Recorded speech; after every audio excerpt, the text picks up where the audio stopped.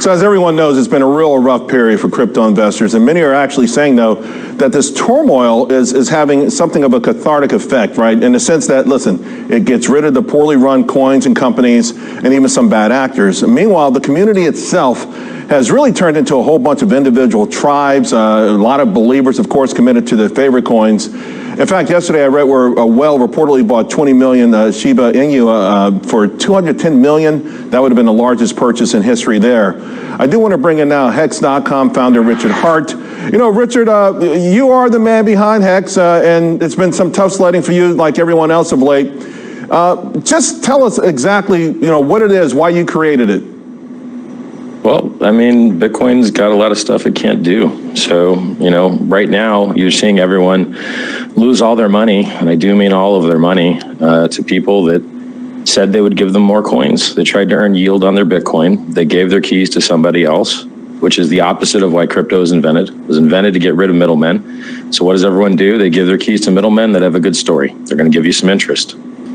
I invented something that I gave for free to Bitcoin holders that let them generate yield by holding their own keys without giving them to somebody else.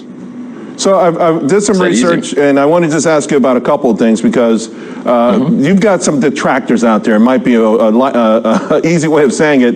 And I saw one article in one FI titled "Richard Heart's Hex Token is a brilliant scam." It says that the biggest problem with Hex is that the answers you just referred to being paid, but the token doesn't generate revenue, so the only place money can come from is other investors.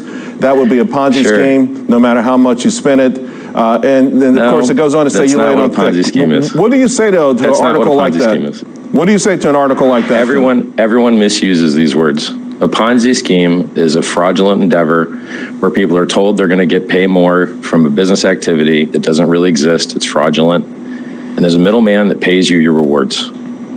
The family likeness test would say that Hex is most similar to Bitcoin, where miners create money out of thin air and pay themselves their own rewards through the fruits of their own labor. And therefore, since there's no middlemen, since you mint your own coins, it cannot be a Ponzi.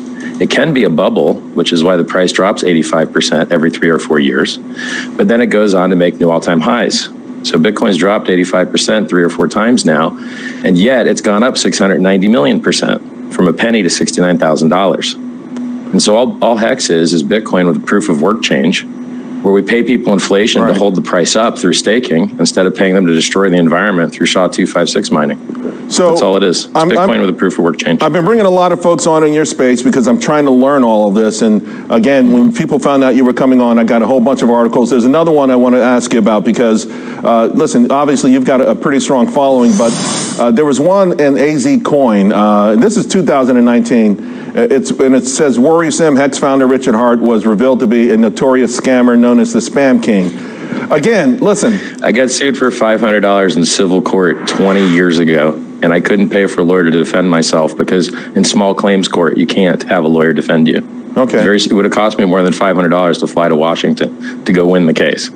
So I don't think being sued for $500 in small claims court makes you a Spam King. Richard, where do we go from here with respect to the overall crypto space, Bitcoin, and Hex itself? I called the top on the day.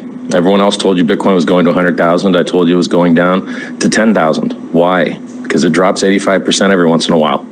But people, they forget that happens. They always think that this time's different. Nope, this time's not different. Are people paying $1 million for JPEGs, or more accurately, serial numbers loosely related to JPEGs, which may or may not still be hosted on the internet?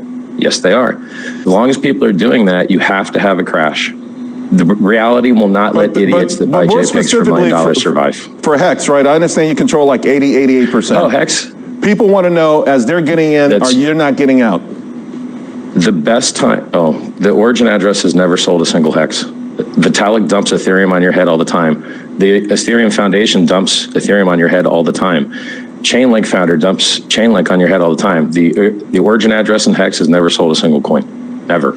If you want to know who's dumping, just go look. It's all on chain. All of Hex's trading's on chain. Unlike that crap that you see, the fake volume and fake exchange trading you see for all the other coins. All of our stuff's on chain. You can see who sold, when they bought, what other coins they like, when they're locked up for. It's a miracle. It's the most transparent trading in the entire industry. All right. Hey, that's all the time we have. I appreciate you coming on, and I do say... You know I called the top on the day, right?